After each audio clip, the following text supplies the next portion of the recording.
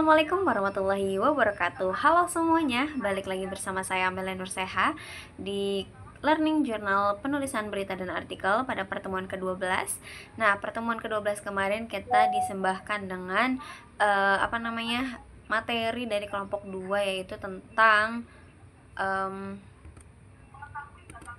membangun liputan berita dan artikel media massa yang terstruktur dan tajam, dimana kelompok 2 ini membahas tentang struktur dari berita gitu ya. Nah, kemudian juga di materi pertamanya itu tentang prosedur penyusunan TOR ataupun peliputan berita dan artikel, dimana term of reference ini yaitu yang biasa mungkin di dunia jurnalistik, dan memang TOR ini tuh selain ada di jurnalistik, ada pun juga di organisasi gitu. Nah, ini merupakan dokumen kerja ataupun membuat kerangka acuan mengenai rencana peliputan ataupun penulisan artikel jurnalistik. Nah, TOR ini menjelaskan tentang apa aja sih isu yang akan diangkat, terus mengapa isu tersebut penting, dan bagaimana metode peliputan itu dilakukan gitu. Kemudian siapa narasumbernya, siapa yang akan diwawancara gitu. Dan dalam penyusunan TOR itu sendiri juga diperlukan pertimbangan berbagai faktor, apakah isu yang akan kita bahas ini relevan ataupun isu yang akan kita bahas ini akan bermanfaat nantinya, dan apakah akan bisa wawancara dengan narasumber gitu.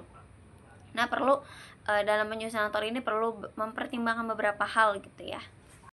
Nah, poin-poin di dalam TOR juga itu ada beberapa ya teman-teman, seperti ada topik, latar belakang, sudut berita, ataupun angle yang akan kita bahas itu seperti apa. Kemudian ada pembagian tulisan ataupun cerita, entah story-nya yang ada yang ingin kita bagikan itu seperti apa. Kemudian ada narasumber, kemudian ada daftar pertanyaan, kemudian ada observasi lapangan, dan rancangan foto, suara ataupun gambar yang mungkin nanti akan kita tampilkan gitu.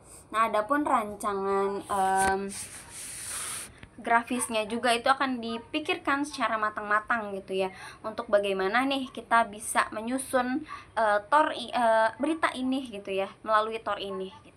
Kemudian juga ada riset data, di mana riset dan data ini sangat diperlukan untuk meng-cross check kembali apakah berita yang akan kita liput ini akan menjadi fakta ataupun hanya isu-isu gitu. Jadi harus berdasarkan dengan riset data, ataupun makanya akan diadakan wawancara gitu ya, ataupun perbincangan dengan narasumber gitu.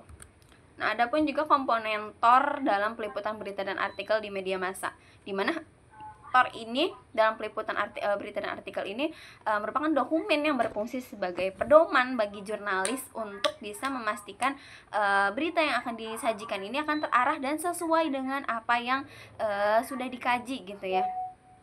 Kemudian ada komponen utama dalam TOR peliputan berita dan artikel di media massa, di mana ada latar belakang dan tujuan, kemudian ada topik dan sudut pandang berita, kemudian ada narasumber, terus ada metode pengumpulan informasi, ada rancangan visual dan grafis, dan ada pun proses evaluasi, di mana ketika latar belakang dan tujuan sudah dibuat, maka kita harus menentukan topik ataupun sudut pandang mana nih yang mau kita angkat.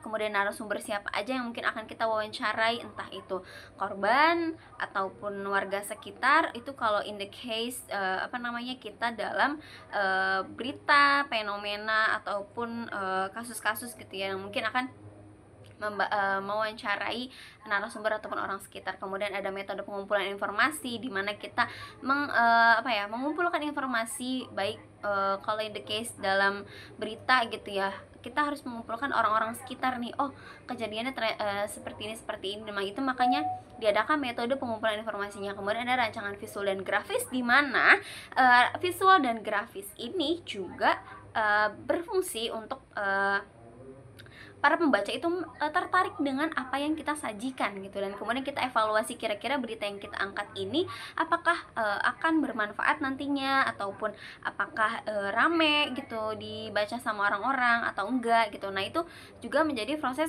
evaluasi kita dalam komponen menulis TOR gitu. Kemudian ada peran TOR dalam meningkatkan kualitas dan akurasi hasil peliputan, di mana menjamin fokus dan relevansi liputan, kemudian meningkatkan akurasi informasi, dan juga dengan TOR ini kita juga bisa meningkatkan efisiensi waktu ataupun sumber daya, kemudian juga memastikan standar etika dalam berjurnalistik gitu ya.